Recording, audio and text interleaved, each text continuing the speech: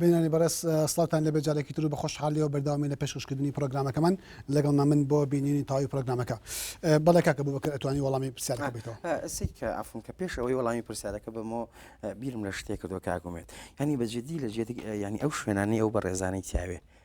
کە پێگەیەکی سیاسی معنەوی قانونیە ئەگەر لەگەڵ ما کۆکن بە فعلی کۆکن ئەگەر ئێمە ئەم شوێنانە بین بەدەست کۆمەڵە کەسێکەوە کە ڕۆژانە بێ ئەوەی سەوابەت و پرەنسیپ و مسلماتی سیاسی فکری نەتەوەی ئەخلاقیان نەبێ و جگە لە قورسایی ئەو شوێنێتیا بگەین و من دڵنیام هەر بە ڕێزێک بچێتە ئەو شوێنانە ممکن نییە دەستبەرداری مەجموعەیەک چوزانم ئەبەخشێ و ئەدا ینی ئێستا ئێمە هەر بە ڕێزێک لە ماڵەکەی خۆیدا خوێنەرێکی ناو کتێبەوە لە کتێبەوە دنیا ئابینێ و دیفاکتۆ نابینێ بەڕاستی ئەم دیکفاکتۆیە تکا ئەکەم ئەوە نییە کە لە دنیای سیاسەتا ئەم حقیقەتی ناو کتێبە ئەم حقیقەتی ناو ڕۆژنامە ئەوە نییە لەسەر لە دنیای سیاسەتا دنیای واقعی سیاسەتا هەیە و لەگەڵ ناتکات نا بەومانە بەڕێز بەو ئەفەرم پرسیارەکە زۆر جوانە پرسیارەکە زۆر جوانە بەو شاراوە نە بەو مانای قورساییەکە ئەرکەکە لەوێدا زۆر قورسایەکە هەر بەڕێزم هەموو یەکێتی لەسەر بەرژەوەندی بنەماڵی پاراستنی بنەماڵە تۆ ئێستا ئیدارەی خۆتە دەی ئەو خەڵکێ لەوێ فلان و فیسار ئیدارەدانی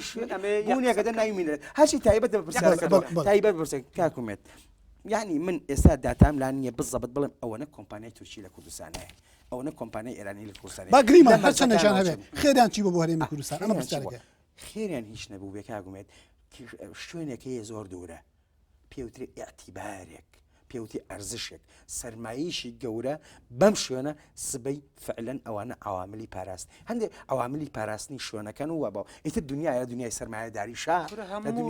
وڵاتیان بردو بۆ خۆیان لەکوێدا لەکوێدا پێم بە بەڵگە هەوانتە نییە بی پێوی دارماڵی مەجاالم بە براکەم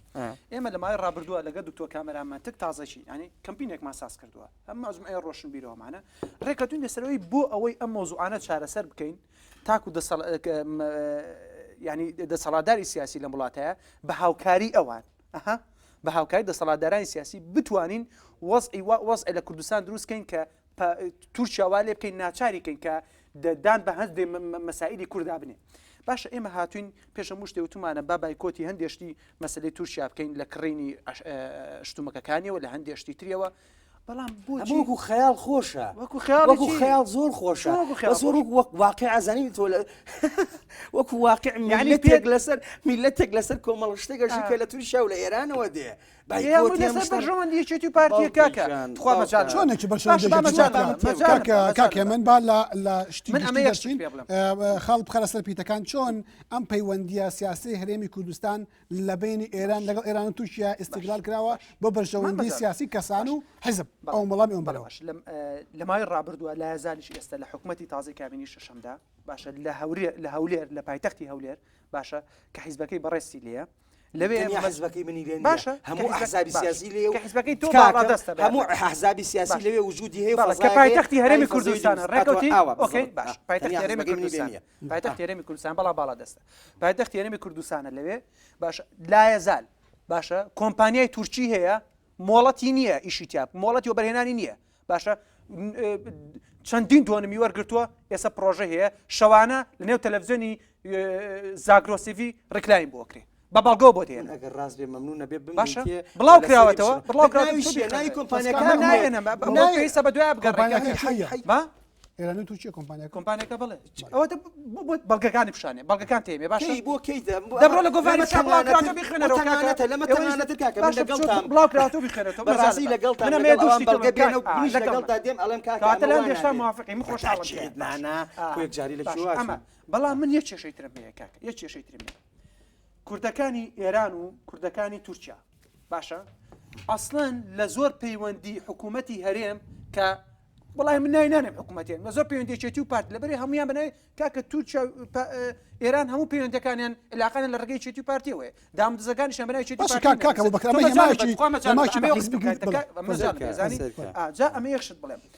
ئەوەندەی ئەوانە لە دەرەوە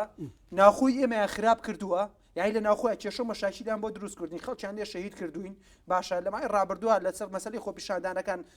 ینی خۆپیشاندان کرا شەهید کران دنیا شتیان لێ ئین کرا ئێستا ئەسڵەن ئەوانەی دەریشەوە متمانیان نەما بەدەسەڵاتدارایی سیاسی کوردی کاکە گیانیانی ئەمێ بۆ واقعبین بێت ینی دووبەرخوا کاگومێت دەسڵاتی کوردی ینی ئەمە قسە دووبارە بوونەوەی کە هیچ مانایەکی نیە بۆ هیچ مانایەکی ئەزانی چۆن مانایی نییە نێژیکەی باشترە ڕەنگە قازانجی زیاتر بێ یعنی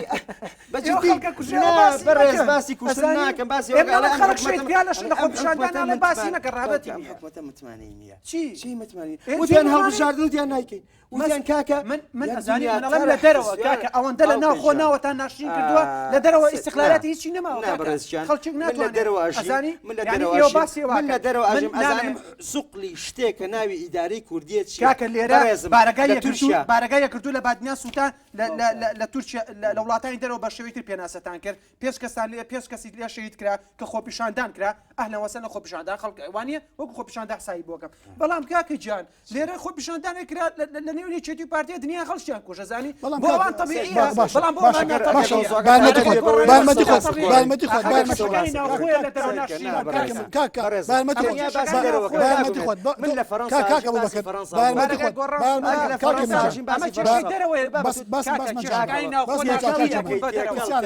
ڕەتی بە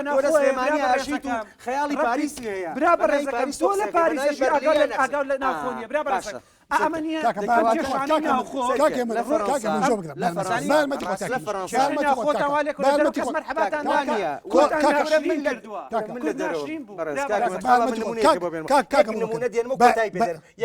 هەچی نوێنەری یەکێتی پارتیە هەمووی نوێنەری حکومەت داهاتێ وڵاتە بە نوێنەری میلەتیان پشۆلە کردو لە چوارچێوەی یەکێتی پارتیە نازانم مەسلەیەکی قانونیە لە توزانم متهم بەریە تاوەکو ویسباتینی لەسەر نەکەی ئەمە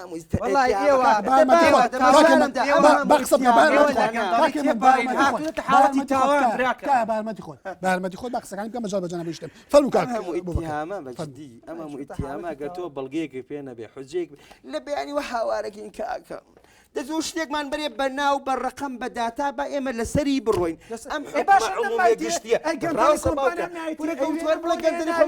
ئەی باشە نازم دەواخی خۆی لەسەر کەنوێنەریە حکوومەتە بە حساب نوێنەری یەکێتی پارتیە لەوێ ئەڵێ من بە ناوی یەکێتی پارتی و نووساوە نووسم باشە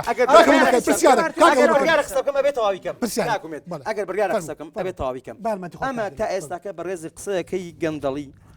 فەساد نەبوونی اعتیباری دەرەچی یەک شتم نادەیتێ منیش ئەڵێم باوکە یەکێک لە دێوە یەکێک لە دێوە دێ و یەکێک بۆ دێئەچێ لە فەڕەنسام لە ئەڵمانیا لە سوێد لە سویسرا کورە لە بریتانیا کورە لە ئەڵمانیا ئەزانی لە ئەمریکا بەخەری هەموو دنیاتان ئەخر کردووە بۆی حقیقەتە پێ بڵێم کە تۆ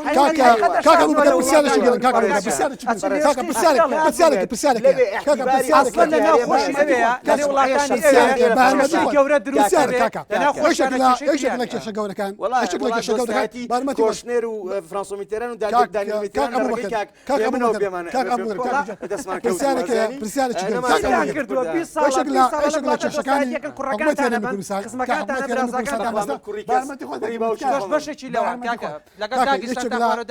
بەشێکی لە کێشەکانی حکوومەتی هەرێمی کوردستان کە حکوومەتی هەرێمی کوردستان دابەزرا لە ساڵی 92 ئومێدێکی گەورەی هەرچوە پاچەکەی کوردستان بوو لە زۆربەی شوێنەکانی کوردستان بەدەرەوە بەناوە ئاهەنگی خۆشی گێڕا و خەڵک دڵخۆشی دەبڕی بەڵام یەکەم شەڕی ئەم حکوومەتە لەگەڵ دوژمنەکانی کورد نەبوو بەڵکو لەگەڵ کورد خۆی بوو کەپەکە بوو ئەمە ئەمە هەڵە بوو چی لەگەڵ پاکەکە چی لە ناو خۆمانە مێژوویەکەی ئەم مێژۆ نەک ئەبێ لە بیر بگرێتەوە ئیشی ئێمە وەکو بات تۆزی ئەکادیمی بینەوە زانی خەرگی بازاڕێوینەوە قسەی شەقامت بووە کە برا کێشە مەشاکل لەو بازارەتەوە گاڵتە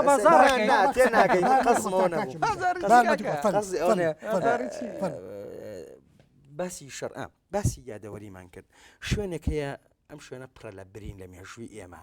ئەم برینە جاچە بەدەستی ئەوی تربێکی بەدەستی ئێمە بکاکەی من یەشێکم لەو کەسانی تا ئێوارە پاساوم بۆ بینیتەوە بڵێ ئەوەی کردومان ناوی شەڕی پەکەکە بووە ناوی شەڕی کورد و کورد بووە ناوی شەڕی فلان و کورد بووە هەڵەیە هیچ لۆژیکێک نبینم بەڵام ئەمێ وەڵام باتۆ لەسەر خاڵە وەڵام باتۆ بەڵام کاتێک کە تووشیا لە پەکەکە ئەدا بۆچی سەرۆکایەتی هەرێم نێ یەک ڕۆژنامە نووس تەداخلی قەندیل بکە ئەی بۆ ئەوە ئاڵێ ئەوە ڕێخۆشکردنیە بۆی لە پەکەکە بدرێ ها کە نەیاڵە یەک کامیرە بچێتە تووشیا ئەمە ڕاست کاکە ڕەحمان خەریب لەسەرەوە لێیدرا ئەخر چی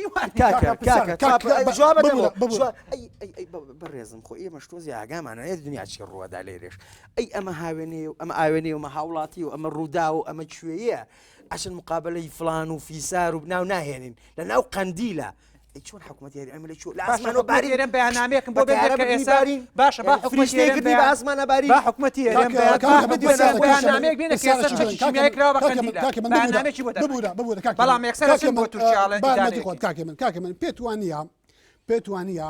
قسەی ڕۆژنامە نووسێک قسەی چاودێرێکی سیاسی لەگەڵ قسەی کەسێک کە لە مووقعێکی سیاسیایە و چارەنووسی سیاسی و چارەنووسی بزوتنەوەی نەتەوایەتی میلەتێک کە بەحرێک خوێنی بەخشیوە دیاری ئەکا مووقیفی سیاسی ئەم هەڵوێستی سیاسی ئەم دنیابینی ئەم ئەبێت جیاواز بێ لە ڕۆژنامە نووسەکە ئەوەی من ئێلم ئەوەی تۆ ئێڵێ ئەوەی بەشێکی بەرچاوی ڕۆژنامە نووسەرن ڕاستە بۆ چوونە تێگەشتنی ڕۆژنامە نووسانە بەڵام کەسی سیاسی مافی خۆیەتی بەپی پێدراوی واقعی سیاستکە باشە وڵاتێکی وەکو تورکیا ئەندامی ناتۆیە چەندەم هێزی دنیا لە خاوەنی 1 ملیۆن سەرباسە هەموو بوونیەی ژێرخانی ئابووری هەرێمی کوردستان بەشی 24 ساعت قەزفی تارەکانی تورکیا ناکە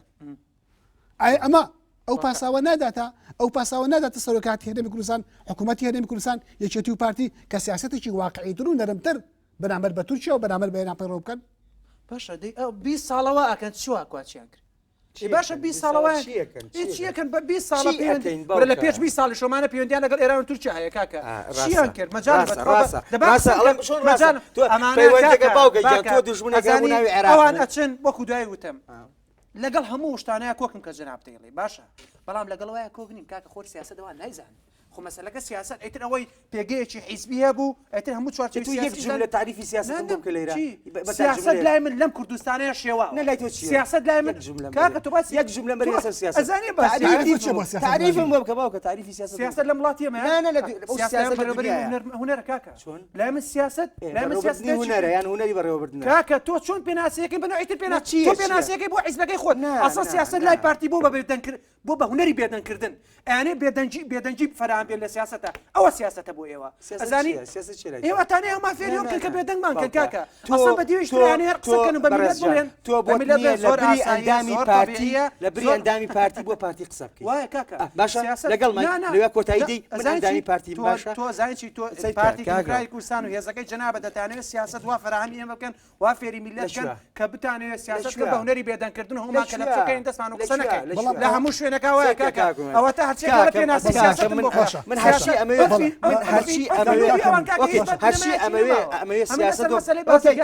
ئەمەوێ سیاست وەکو معریفە وەرگرم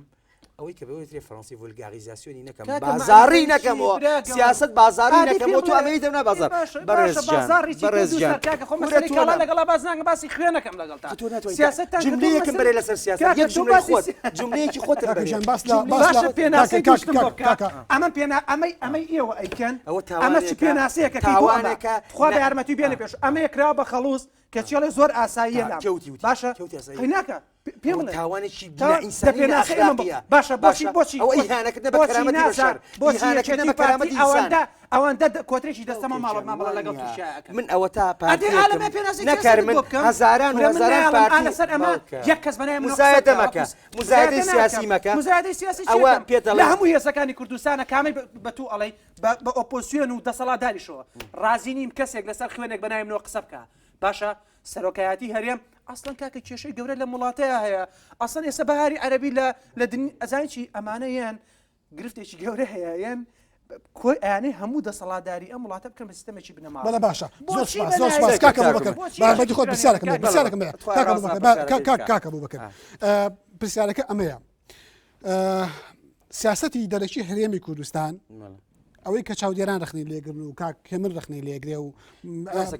ئەو هەموو چاودێر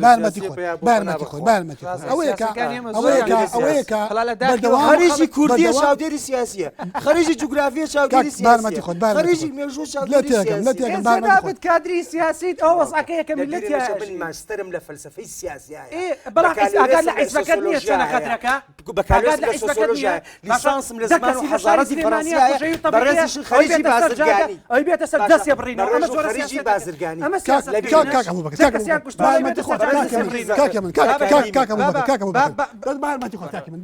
لە هەموو چارچێوەیە باشە لە بادینا بارەگا سووتێنرا لە گۆڕان سووتێنرا فشەشتانە تەقا دوو بەردەکێشا بارەگاتە کەس خوش ئەمە زۆرە سیاست گاڵێن بە فکری سیاسی هەرێمی کوردستانی عێراق سیاسەتی دەرەجەکەی لەسەر ئەوە بینادنێ بۆ پاراستنی هەر پاساوێک بێ پاراستنی ئەزمموی حکوومەتی هەرێمی کوردستان بێ ئەکرێ بەو ئەندازەیە نەرم نەبێ لە بەرامبەر کوژدانی هەست هەربازێکی تورکا یەک زنجیرە ئیدانەکردن ڕیسکە لە کاتێکا خەڵکی هاوڵاتی وڵاتی خۆی ئەکوژدێ بێدەنگە ئەمە جێگەی ڕخنە نییە بەتاشی جێگەی ڕخنەیە کاکومێت ڕەحمەتی لەوێ مەجال بە ئێدە مەجال بە خۆ بە ئەم سەحافیانە هەر سید کاکومێت تکا ئەەکەم هەرچی تایبەتە بە سەردانەکەی بەڕێز کاک نێشیروان بەرزانی و بۆ تورکیا ڕوونکردنەوەیشی داە ئەتوانن لە سایتەکانە دەستی خەن ئەگەر ڕاستەکەمەڵە شوێنراوە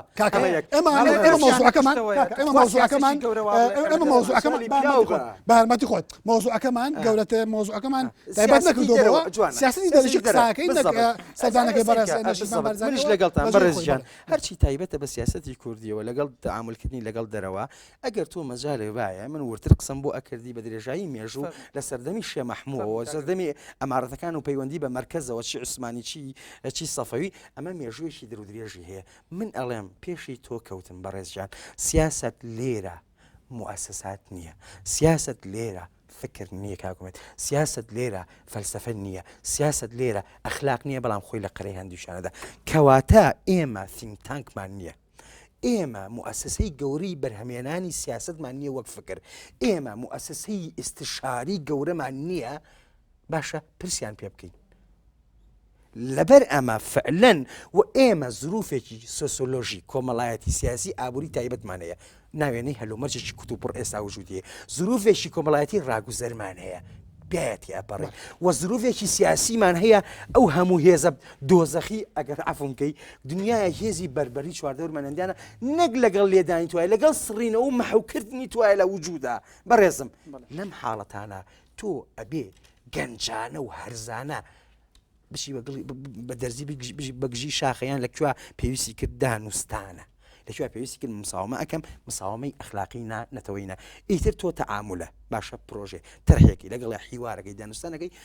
ناکرێ ڕفسی یەکتر بکە بەڕێزشە ئەمە یەک دوو هەمیش خوانانە با من تەواویکە من تەواویکەم سیاسەتی ئەگەر ئێمە باسی سیاسەتی دەرەوەی حکوومەتی هەرێمێکی پارتیەکەین بەتکا تەنیا با دوو دەوڵەت سێ دەوڵەت نەبینی یعنی ئێسا وجودی ئەمەی کە وجودی هەیە لە دنیاە وجودێکی ناسراوە یعنی من لە پاریسە کە ئەموو کوردم ئەو کوردی چی پارچەیەک کوردی چی پارچەیەکی باشە منیش تێمەگەیان کوردی باشوورم فەردێکی فەڕەنسی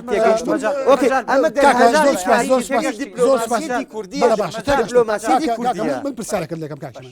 کاک یەکێک لە ئاماژە گرنگەکانی بەهاری عەرەبی ئەوەی کە پێی دەگوتێت بەهاری عەرەبی لە دنیای ئەوە بوو کە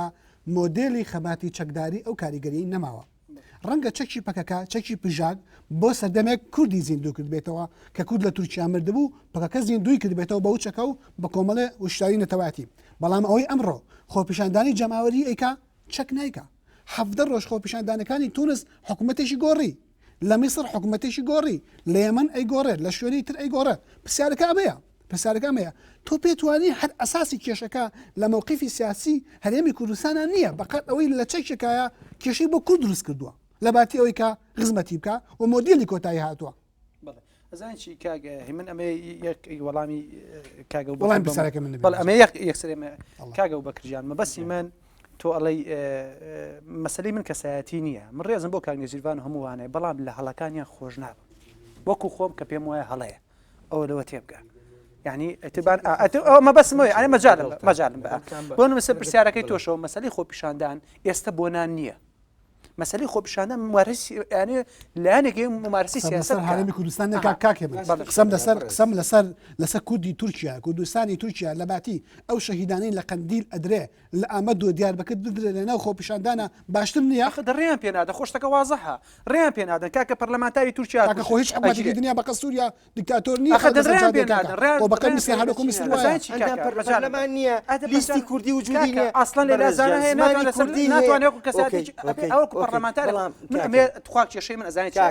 کاگە ئێستا باشتر نییە تا 10 ساڵی پێشتر پرسیارەکەم من لەگەڵ توێ هاوڕام لەوەیە بەڵام من ئەمە یەک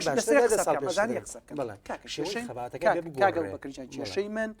یەک مەسەلەیە تێگەی ئەگ تۆ ئێستا شتێکی جوان تو کاکە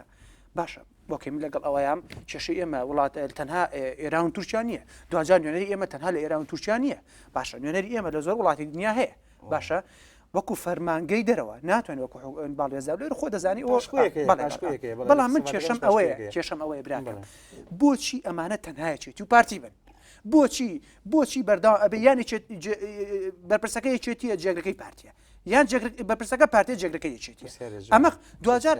ئەمانە بەناوی یەکێتی و پارتی ئەو مەجانم زۆر بەناوی یەکێتی و پارتیەوە ئەمانە داهاتی وڵاتە بن ئەزای بەناوی یەکێتی و پارتیە پەیوەندی خۆیان بتەوەکەن کاکە لەگە وڵاتانی ترە ئەسڵ میلەتیان بچۆ کردو لە چوارچەوەی یەکێتی و پارتی و ئەزان میلەتی کوردی تەنها یەکێتی و پارتی و بەس کەسی تریتیان نیە دەوانیە کاکە ئەخەوانیە ئەسڵ لە ناوخۆشیان نوێنەر و جێگر و بەرپرسەکەش ناخوان وڵاتانی تر کردن لەگەڵ توان پیاکەم لە ئەوروپاوات مو تەجربەیەکی ترمەیە ئەم فۆرمە لە حیزبەتی ئەبێ بگۆڕێ